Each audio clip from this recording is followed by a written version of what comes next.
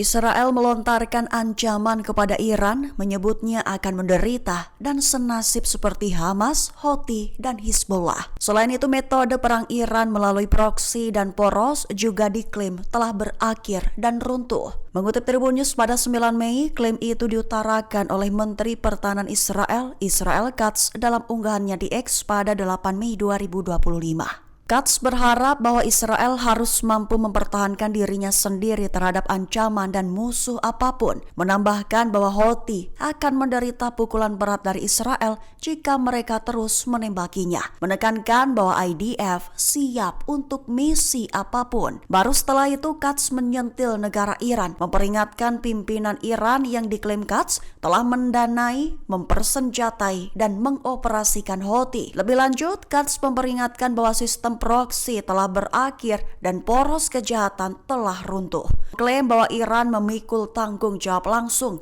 memperingatkan lebih lanjut bahwa apa yang Israel lakukan terhadap Hizbullah di Beirut, Hamas di Gaza, Asyad di Damaskus, dan Houthi di Yaman juga akan Israel lakukan terhadap Iran di Teheran, menegaskan bahwa serangan Israel akan diluncurkan dengan sangat.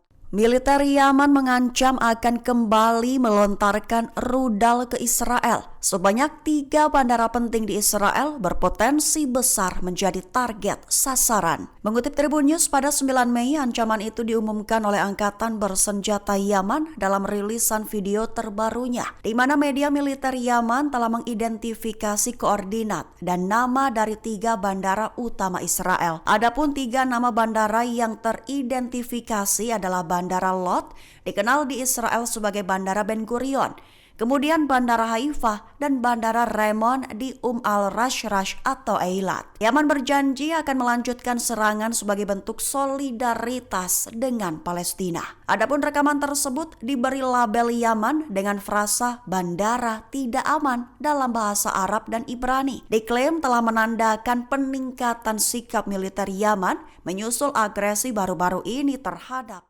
Presiden Amerika Serikat Donald Trump. Diklaim telah memutuskan untuk tidak menunggu Israel, sekaligus diklaim akan bergerak maju dengan langkah-langkah di Timur Tengah tanpa Perdana Menteri Israel Benjamin Netanyahu.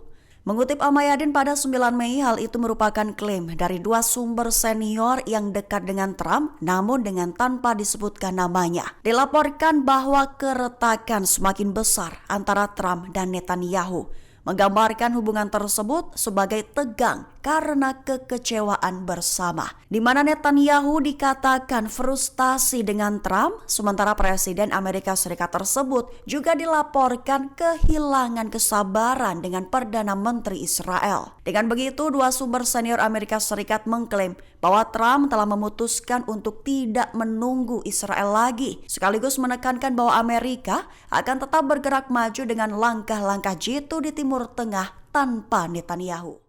Pangkalan drone bawah tanah milik Iran dalam mode siap tempur. Sebagai bukti, UAV Muhajir 6 Iran telah unjuk gigi dan sudah memantau kapal induk Amerika Serikat di zona perang. Mengutip Al-Mayadin, pada 9 Mei hal itu diumumkan oleh Korps Garda Revolusi Islam atau IRGC. Secara terbuka telah mengungkap satu di antara pangkalan drone bawah tanah yang dioperasikan oleh Angkatan Laut IRGC. Lantas, Penyiaran Republik Islam Iran atau IRIB merilis rekaman eksklusif dari dalam pangkalan yang memamerkan perkembangan kemampuan udara tak berawak Angkatan Laut. Dikabarkan bahwa pangkalan bawah tanah itu menampung ratusan pesawat tak berawak produksi dalam negeri termasuk Muhajir 6. Terkini, drone itu dilaporkan telah memantau kapal induk Amerika Serikat Eisenhower selama 10 jam berturut-turut menangkap citra beresolusi tinggi. Selain itu, juga telah memantau pergerakan angkatan laut asing di Teluk, termasuk aset udara dan maritim. Adapun drone Muhajir 6 dilengkapi dengan teknologi anti pelacakan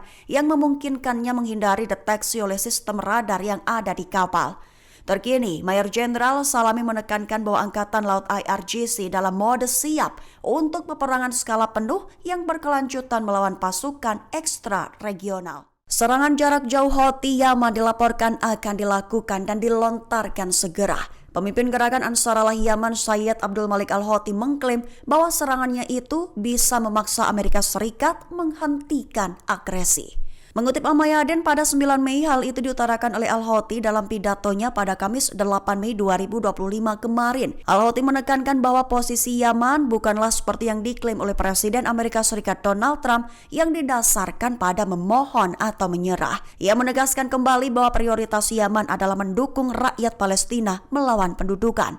Sekaligus menegaskan bahwa sikap sana tetap sepenuhnya teguh, baik melalui serangan jauh maupun melalui blokade terhadap kapal-kapal Israel. Dikabarkan bahwa serangan Yaman nantinya diprediksi bakal bisa menghentikan agresi Amerika terhadap negara Yaman. Di garis bawahi, Al-Houthi menegaskan kesiapan penuh Yaman untuk menghadapi setiap putaran baru agresi. Ledakan besar bunuh pasukan besar Israel di lokasi kota Rafah di jalur Gaza, di mana rudal Hamas meledak dan hancurkan bangunan tempat persembunyian pasukan Israel. Mengutip Kabarni pada 9 Mei, kabar ini dikonfirmasi oleh Brigade Al-Qassam sayap militer Hamas dalam pernyataannya. Mengumumkan berhasil menargetkan pasukan teknik Israel yang terdiri dari 12 tentara menggunakan 2 rudal anti personel dan rudal anti tank yang menyebabkan ledakan besar di dalam rumah. Sumber-sumber mengindikasikan bahwa ledakan itu disebabkan oleh alat peledak yang ditujukan pada satu unit Brigade Golani Israel, menyebabkan bangunan tempat mereka bersembunyi runtuh.